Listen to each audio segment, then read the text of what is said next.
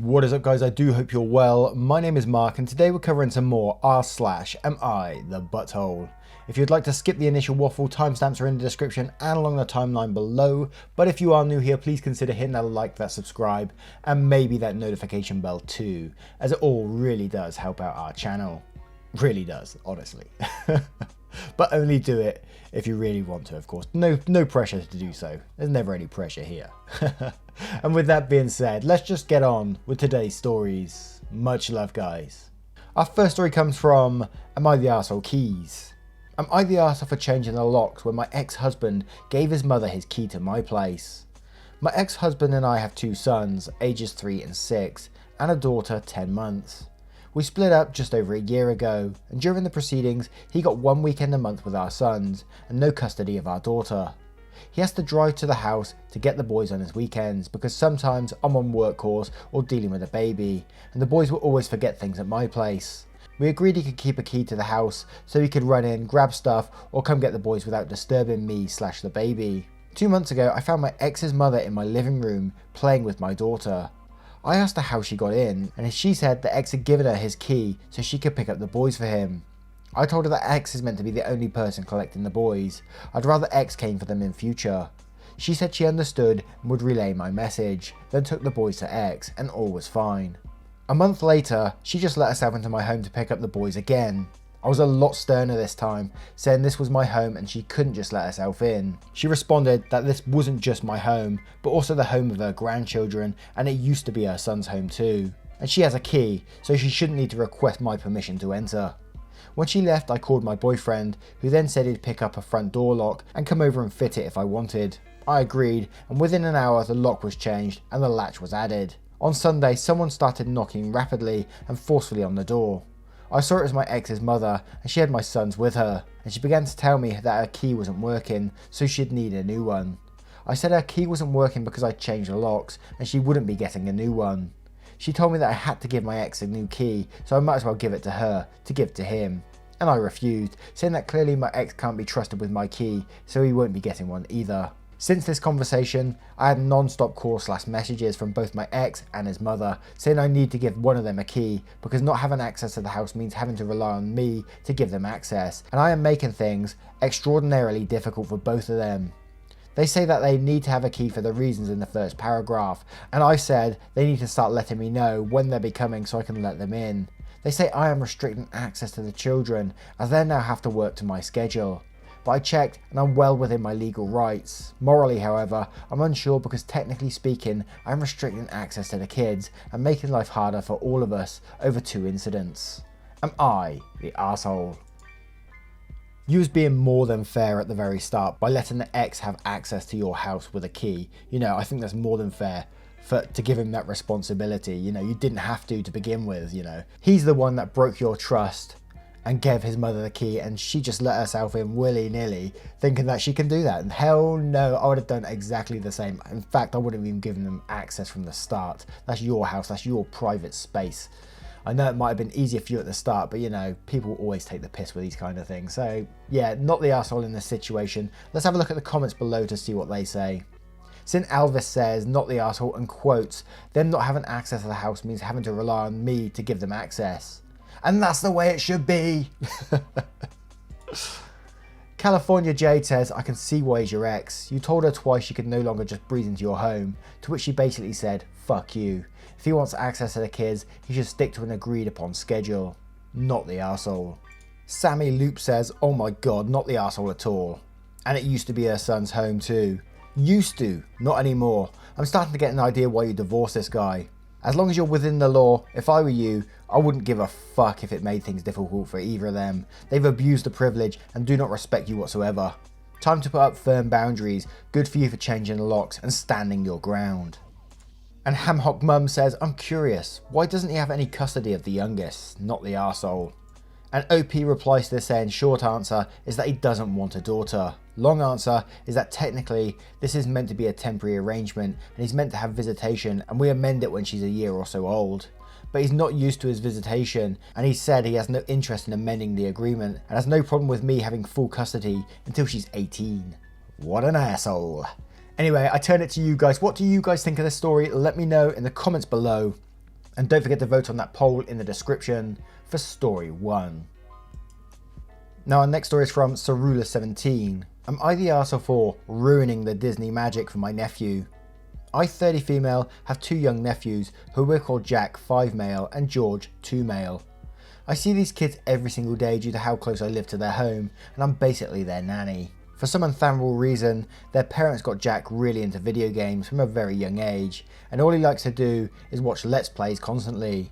I'm not sure if it's healthy for a 5-year-old to be that into Fortnite, but hey, not my kid, not my choice. He knows I also play a lot of games and just goes on and on talking about them to me and subsequently asks a lot of questions. One day he was telling me about how his favourite YouTubers were playing Five Nights at Freddy's and how cool and scary it was, and he asked me if animatronics were a real thing. Thinking nothing of such a simple question, I said yeah, the game itself is based on the real life franchise called Chuck E. Cheese. I also offhandedly mentioned that Disney makes some of the best animatronics in the world. This blew Jack's mind, and he went to watching all sorts of ride videos on YouTube about the different rides in Disneyland that had animatronics in them, and even started pointing them out to George and explaining to him how animatronics are robots that look real. Their mum found out about what I told Jack and got pissed off because she and her husband will plan on taking the kids to Disneyland soon, and now the magic is ruined since he now knows that everything is fake. She thinks Jack, being a little chatterbox he is, will ruin it for the other kids as well. I don't think I ruined his potential experience by inadvertently getting the kid interested in robotics in the entertainment industry. If anything, I think I made him more excited than ever by the concept of theme parks and their inner workings. Am I the arsehole? Hell no, I'm a geek at heart as well, and I love to look at stupid videos like that about how robots work and animatronics work and all different things like that, just the inner workings, and you know, that sort of stuff has benefited me in life hugely. Like when I was a lot younger, I used to watch like the editing videos, Photoshop, After Effects, Dimensions, Blender, all that sort of stuff, and learn how to do 3D models, and that's how I got exactly where I am right now. And I know it might not be healthy for youngsters to be on their tablets all the time, but when I see them, I'm always like, well, they're learning future stuff right here. They're learning about the future. This is the future. Computers, tablets, all that sort of stuff is our future, and if they're learning it from a young age, I think it's not always a bad thing. Obviously in moderation, but I think it benefits them in the future. And I know that can be a touchy subject, but that's just personally how I feel, and that's how I grew up with computers too, from a very young age. I mean, I had one of those real old school with a floppy disk. Teenagers be like, what the fuck's he talking? What's a floppy disk? Google it, my friends, Google it. But let's have a look at the comments below to see what they say. Goodberry says, no one's an arsehole here. If anything, you made the experience more magical for the kid. I think mum here is severely underestimating her kid's intelligence. Disaster Girl says, ugh, not the arsehole. The robotics are the magic. So much more cool than whatever magic the mum is imagining. Seriously, I remember going to Disneyland as a kid. I knew they were not alive. So dumb. Master Manipulation says, not the arsehole. He seems to be interested and fascinated by robots. His mum should be trying to encourage his interest in robots rather than yell at you. Squirrel Sharp says, not the arsehole. This is how dumb parents ruin a brilliant child. Sensitive Raccoon 07 says, not the arsehole. Your nephew isn't upset by learning about animatronic characters. The concept really is interesting and exciting to him. Believing that Pirates of the Caribbean or Birds in the Tiki Room are living and real isn't necessarily part of enjoying the experience, and feeding into your nephew's interest can probably even enhance the trip for him. CatGen76 says, not the arsehole. You can even take special tours down there that explain the behind the scenes stuff. My mum was big into Disney her whole life. My sister wrote to an Imagineer when she was in grade school with drawings of her ideas for rides. He sent her back the coolest packet that's ever been sent in the US mail. Even as a kid, I could appreciate how incredible it was for an adult to do that for someone. Tell your sister you have a whole different appreciation for it. He'll be the only 5-year-old having his mind fucking blown by the Hall of Presidents. Now, I turn it to you guys. What do you guys think of this story? Should she have just left the magic, or was she right to explain? Let me know in the comments below, and don't forget to vote on that poll in the description for story 2. And our next story is from Timely Mix 6119. Am I the arsehole for calling my son's teacher a drama queen over her objection to his shirt? I got a call from his school saying that he was asked to cover up his shirt. He had to turn it inside out and not to wear it again. I was baffled. He's 10. The principal said that his teacher took offence to it and sent him to the office. I asked him if he thought it was offensive, and he didn't want to answer and just said the teacher being offended is enough. He was wearing a t-shirt that said parental advisory, explicit lyrics. I thought it was funny because it reminded me of the stickers on CDs back in the 1990s when I was a kid. My son liked the design. I explained to the principal and he laughed because he's an 80s 90s kid. And no, I'm not some raunchy dad. I'm quite square and my son is a sweetheart. The teacher brought it up in a follow-up email and I just replied that she was a total drama queen. Update, she replied back saying that my comment was uncalled and her objection to the shirt was that it was at the very least borderline offensive, akin to wearing a Death Row Record shirt. She cited today's climate where someone else would take a bigger offence and she had to look out for the school community as a whole. That made me laugh because the hardest thing my son listened to is Foo Fighters or the Wizard of Oz soundtrack. The shirt was sarcastic. Update 2, she sent my son home, not with a school dress code memo, but a classroom dress code memo, to which she highlighted that anything dressed that supports vulgarity or obscenity or explicitly or implicitly is not allowed. This would be funny if it weren't sad. I don't know whether to taunt her or to leave it alone. Now, I'm personally not saying the shirt or anything is a bad shirt to be wearing, you know, but in today's climate I can understand why the teacher might be like, oh yeah, could you please just not wear that shirt again? You know, and I'd probably go, okay, yeah, I won't wear it again. But what really gets me is like, the shirt sounded more for OP than the actual child. Like OP says he thought the shirt was funny because it reminded him of the stickers back in the 90s when he was a kid. So his child isn't going to really know that sort of culture back then. what was going on, you know, the Eminem, Dr. Dre, Snoop Dogg days kind of thing. He isn't going to know much about that sort of, unless he's really into that music, which it doesn't sound like from the way he spoke about his son. He said his son just liked the design. So you thought it was a funny shirt, so you send him in this shirt. That's what it just feels like to me. I'm not sure. I might be totally wrong there by saying that. You know, and you went to the principal and it sounded like the principal was on your side. So I don't understand why you had to go down the whole drama queen thing. You didn't even need to go there, you know. It was done. It just sounds like you're being pretty immature in this situation. That's in my opinion, of course. The shirt wouldn't be offensive to me, but I can understand where a teacher is coming from, that they need to look out how it might look to everyone as a whole. You know, it's a weird world we're living in right now and everyone has to play their part, I'm afraid. I just think so anyway. But hey, what do I know? I'm just a woke bastard. Let's have a look at some of those comments to see what they say. Miley30 says, yes, it sounds like the teacher is overreacting, but calling her names is making the situation worse. Be professional in your responses or you'll be perceived as part of the problem, because you are. It's totally reasonable to write back and question this as a violation of the written dress code or a personal reaction. For example, not okay to respond by calling her insulting names. Everyone sucks here. The hat on the cat says, everyone sucks here, come on, you were right, you had the principal on your side, you had the high ground, and you threw it away to call your son's teacher a drama queen and completely undermine your point by sounding rude and immature. Even if you don't care for yourself, as your son's advocate at the school, you should be a polite one so you can advocate effectively and are taken seriously. Also, your son is stuck with this woman all year. Why antagonize her ineffectively like this and cause problems when the son is the one that has to see her every day, not you? Your child's teacher is someone you have to have a professional relationship with. Word your emails accordingly.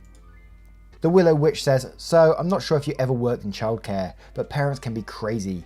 Unfortunately, teachers have to be extra cautious to avoid offending parents. Your son's shirt doesn't sound harmful, but I don't blame his teacher for asking him to turn it inside out. When I worked in an after-school daycare for kindergartners, we had a lot of rules that were extremely silly, but we had to follow them to protect ourselves from parents who might take offense to ridiculous things. You're assuming she is the one offended, when likely she's just protecting herself from parents who would yell at her if they saw it. She probably doesn't care, but based on the today's climate comment, she's obviously trying to be proactive in protecting herself from people who want to be offended by everything. You didn't have to call her names for simply trying to be cautious. You don't have to agree, but ultimately it's her classroom and she gets to make the rules. If she finds it inappropriate or believes another parent might find it inappropriate, it's her right to remove it from the class. You behaved childishly and were unnecessarily rude when you could have brought up your issue in a much kinder way. You're the arsehole. And I think that was kind of my point on the situation. Obviously explained 10 times better. But I don't know if I'm right, as I said. Let's see what you guys think. Let me know what you guys think in the comments below. And don't forget to vote on that poll in the description for story 3. And our next story is from Mental Health Alt Accounts. Am I the arsehole for blasting Cardi B's WAP to get young kids to stop playing against my windows? I live on the first floor of an apartment building, and I have constantly been yelling at the local kids, like between 4 and 7 years old, to stop playing against my new windows. I work from home and they're just always out there playing in the grass between the buildings, which I don't care about, but then they all gather in the bark mulch in front of my windows, lean against my screens and peek into my apartment. Mum is always out there with them, always on her phone and drinking a White Claw. I've yelled at her, yelled at the kids, and they're still there against my windows this afternoon. So I played Cardi B's WAP at absolute full volume. I have a pretty decent sound system on my computer, so it was very clear, very loud. Mum runs over, grabs all the kids and demands I turn it down. I said I'd keep it at a reasonable volume if they're 4 or 5 feet away from my windows. She said I could have just asked. I have, and she threatened to call the cops. Good fucking luck, lady. But part of me is feeling bad now. I could have just blasted unintelligible metal music or something. I intentionally chose the most sexually charged song I could think of just to get the kids to ask Mum about it and to intentionally get a rise out of Mum. Am I the arsehole here? No, I can't say you're the arsehole. This is a great story. Oh, wow. I don't like that song, or Cardi B in general. But to do that, I think is amazing. Just that I would love to see the mum suddenly scramble up and try and grab the kids to get them away. Oh, that picture in my head is just great. So immediately, I can't say you're the arsehole in this story. But let's have a look at the comments below to see what they say. Yama Champion says, not the arsehole. As much as I don't like Cardi B or WAP, this is easily the funniest thing I've read today. Good work, friend. OP replies to this saying, I absolutely hate the song and the artist, and part of me is pissed I added it to her numbers at all. But I've talked to these kids nicely. I've talked to Mum. I've yelled at the kids. I've yelled at Mum. I'm done fucking around. Sarah Della says, not the arsehole. And for all those saying you expose children to sexually explicit music, they should have been close enough to decipher the lyrics, so it's their parents' fault. Chasmasaur says, not the arsehole. I once had to ask girls on the other side of my wall in my freshman dorm to turn their music down. Normally I didn't give a shit, but I had a really bad headache. I'd almost gotten hurt in a car accident, and though I was okay, the post-adrenaline reaction left me shaky with a killer headache. The bass beat of their music was killing me, since my bed was against our shared wall, and I stressed that it was really a one-time thing. They said they would, but it lasted about 5 minutes before they turned the music up again. I could have gone back and complained, but instead, I just turned my speakers on my little stereo into the wall. This was 80s, those were a thing, and then blasted the first 60 seconds of Overture to Phantom of the Opera into our shared wall. By the time I turned it off, their music had gone back down to regular level and stayed there. Sometimes, you just gotta let the music do the talking. AITA Reddit says, not the arsehole, I mean it did the trick. The kids stopped being noisy and so close. If that's what it took for this wine mum to actually do something, that's the way it goes. I guarantee you many parents listen to even raunchier stuff in front of their kids. I know a few 7-year-olds whose parents listen to S&M by Rihanna and would sing the lyrics in day camp. Gatesmasher 3000 says, not the arsehole. Well played. One Dumb Pony says, not the arsehole because you've warned her and the kids multiple times. If you want more music with sexual themes, I recommend listening to Ninja Sex Party, Orgy for One specifically. And Lyra319 says, I have children those ages. There is no good reason for that age range to know what any of the lyrics mean. I'd be absolutely appalled if they do. Don't even give that a second thought. That was a clear message to Mum and it worked. I approve and find it hilarious. So does my husband. Not the arsehole for sure. Thanks for the laugh. I needed that today. Now, what do you guys think of the story? Was he right to do so? Let me know in the comments below, and don't forget to vote on that poll in the description for story 4. Once again, guys, thank you for being here today. You are always truly appreciated here. Instead of going to those pesky robot channels.